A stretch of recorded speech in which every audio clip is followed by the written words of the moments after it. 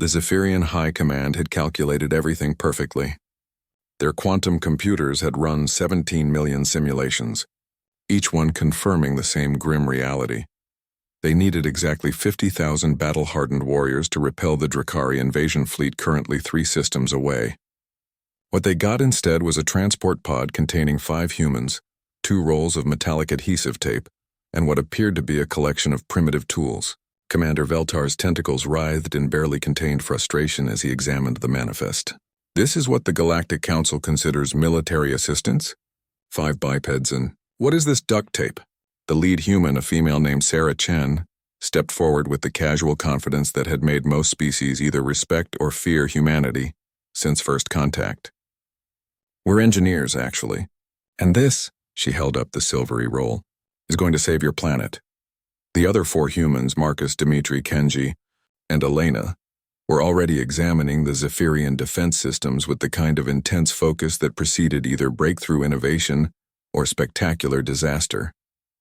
In humanity's case, both outcomes were equally likely and often indistinguishable. Your plasma cannons are impressive, Marcus called out from beneath a massive weapon emplacement, his voice echoing strangely. But your power coupling is inefficient. You're losing 30% of your energy output to heat dissipation. Veltar's translator struggled with the technical terms. Are you suggesting our weapons are inadequate? Not inadequate, Dimitri corrected, running his hands along the crystalline power core. Just not optimized. Your species thinks linearly, very elegant, very precise. Humans think... He paused, searching for the right word. Sideways. 3 hours later, the first Drakari scout ships entered the system's outer perimeter. Veltar watched his screens in growing horror as their massive dreadnoughts emerged from hyperspace. Ships the size of small moons, bristling with weapons that could crack planets. Where are your warriors?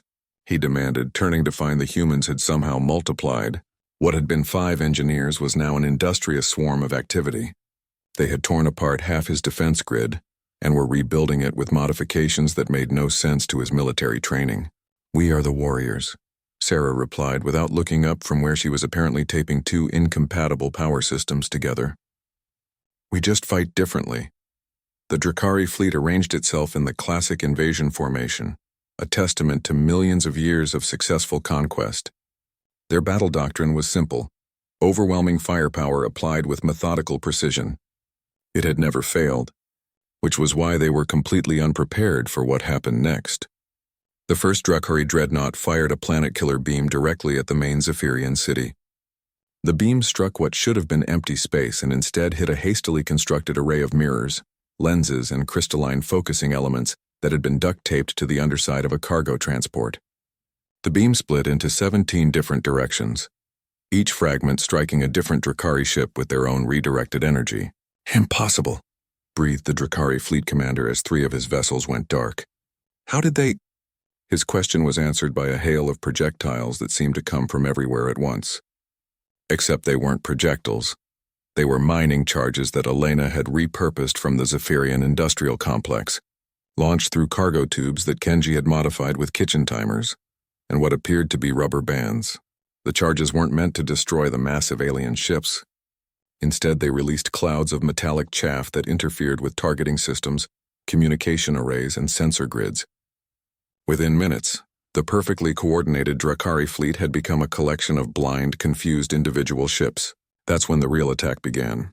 Marcus had taken the Zephyrians' elegant but limited point defense system and turned it into something that resembled a 3-dimensional spider web of death.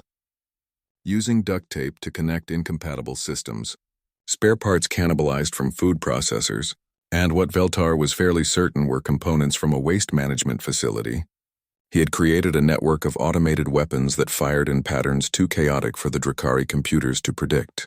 The alien invaders, bred for millennia to fight conventional battles against conventional enemies, found themselves facing opponents who apparently didn't understand that certain things were impossible. Their weapons fired around corners using mirror arrays. Their defenses included inflatable decoys that registered as battleships on sensors. Their counterattacks came from directions that violated basic principles of orbital mechanics. "This is not warfare," the Drakari commander transmitted on open frequencies. "This is madness." "No," Sarah replied, her voice carrying clearly across the communication channels as she made a final adjustment to a device that was half targeting computer, half coffee maker. This is engineering. The battle, if it could be called that, lasted 6 hours. When it was over, the mighty Drakari invasion fleet was retreating in disorder, their ships held together with emergency repairs and their tactical doctrine in ruins. They left behind a field of disabled vessels, confused reports, and a galaxy-wide reputation for being defeated by aggressive maintenance technicians. Veltar found the humans afterward, sitting in his command center sharing what appeared to be a fermented beverage and discussing modifications to his planetary shield grid. "How?" he asked simply. Dmitri looked up from a schematic he was sketching on what might have been a napkin. "You asked for an army to fight the Drakari, but armies fight the last war. Engineers." He gestured to the debris field outside. "We build the next one." Sarah raised her drink in a toast. "Besides, you can fix anything with enough duct tape and the right attitude." As news of the victory spread across the galaxy, military academies struggled to classify what had happened at Zephyr Prime. Eventually, they settled on a new category of warfare: applied human ingenuity, or as it was more commonly known, the duct tape doctrine. The Drakari, meanwhile, added a new entry to their list of species to avoid: humans, especially maintenance personnel. And in engineering schools across human space, a new saying emerged: given enough time and adhesive, an engineer can weaponize anything. The universe, it seemed, was still learning what humanity was capable of when they really applied themselves.